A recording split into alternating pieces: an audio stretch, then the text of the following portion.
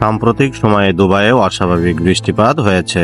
দুবাইয়ের সাধারণত 1 থেকে 2 বছরে যে পরিমাণ বৃষ্টিপাত হয় সেই পরিমাণ বৃষ্টি হয়েছে মাত্র একদিনে। ভয়াবহ বৃষ্টিতে নজিরবিহীন বন্যার কবলে পড়েছে দুবাই, যার কারণে শহরটিতে প্রায় $1 বিলিয়ন বেশি ক্ষয়ক্ষতি হয়েছে। দুবাইয়ে বন্যা শুরু হওয়ার পর থেকে সামাজিক মাধ্যমে দুবাইয়ের কৃত্রিম বৃষ্টিপাত ঘটানোর বিষয়টি নিয়ে ব্যাপক আলোচনা সমালোচনা শুরু হয়। একদল মনে করে দুবাই বৃষ্টিপাতের প্রাকৃতিক প্রক্রিয়া নষ্ট করার কারণে এমন ভয়াবহ বৃষ্টি ও বন্যা তৈরি হয়েছে।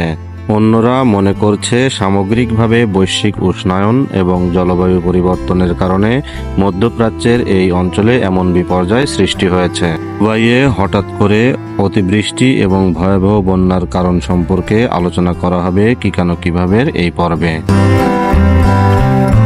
আরব আমিরাতের ভয়াবহ বন্যা সম্পর্কে জানতে কিভাবে এই ভিডিওটি সম্পূর্ণ না টেনে দেখুন।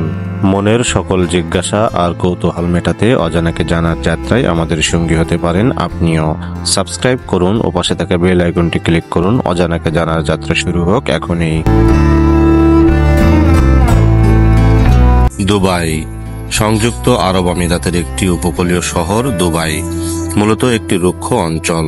এখানে সারা বছর মাত্র 100 মিলিমিটারের কম বৃষ্টিপাত হয়, কিন্তু সাম্প্রতিক সময়ে মাত্র একদিনে 100 মিলিমিটার বৃষ্টিপাত হয়েছে। এই বৃষ্টি অতীতের যে কোনো সময়ের তুলনায় অনেক বেশি।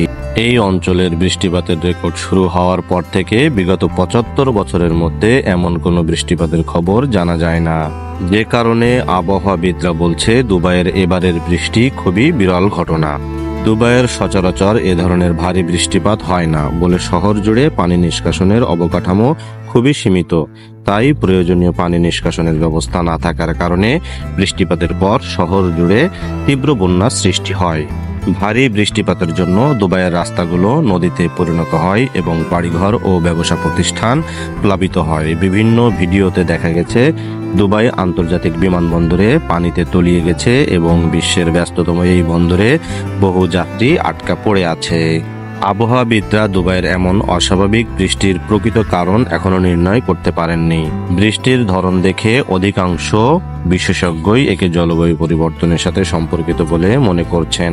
তবে কৃত্রিমভাবে বৃষ্টিপাত ঘটানোর মাধ্যমে তা পরিবেশের কোনো স্থায়ী ক্ষতি করেছে কিনা সে বিষয়ে এখনো নিশ্চিত হওয়া যায়নি, যার কারণে এই ধরনের অতিবৃষ্টি ও বন্যা হয়ে থাকতে পারে বলে অনেকেই মনে করছিলেন। তবে এর আগে আবহাওয়ার পূর্বাভাসে বলা হয়েছিল যে চলতি সপ্তাহে একদিনে 1 বছরের সমপরিমাণ বৃষ্টি হওয়ার সম্ভাবনা রয়েছে।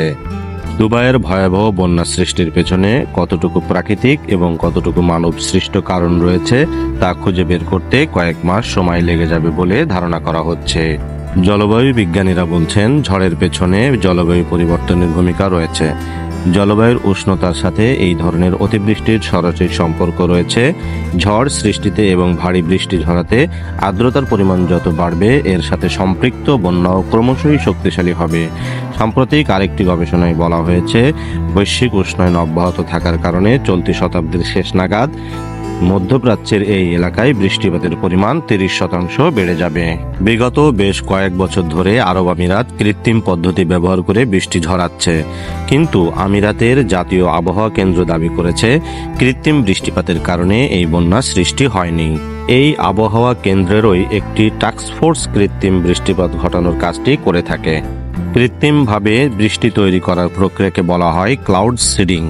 ঘটনার দিন দুবাই কর্তৃপক্ষ কৃত্রিম বৃষ্টিপাত ঘটানোর চেষ্টা করেনি বলে দাবি করা হয়েছে, কিন্তু ভারী বর্ষণের আগের 2 দিন তারা ঠিকই ক্লাউড সিডিং করেছিল। তাই দুবাইয়ের এই ভয়াবহ বৃষ্টিপাতের সাথে কৃত্রিম বৃষ্টির সরাসরি সংযোগ নেই বলে দাবি করা হলেও এর অবদানকে হয়তো একেবারে অস্বীকার করা যায় না। তবে ক্লাউড সিডিং করে যেহেতু এত বিপুল পরিমাণ বৃষ্টিপাত ঘটানো সম্ভব নয়, তাই জলবায়ু পরিবর্তনের প্রভাবকেও একেবারে উড়িয়ে দেওয়ার উপায় নেই। এই অঞ্চলের জলবায়ু পরিস্থিতির অবনতির কারণেই মূলত বাহরাইন থেকে ওমান পর্যন্ত বিস্তৃত অঞ্চল জুড়ে ভারী বর্ষণ এবং মারাত্মক বন্যা তৈরি হয়েছে।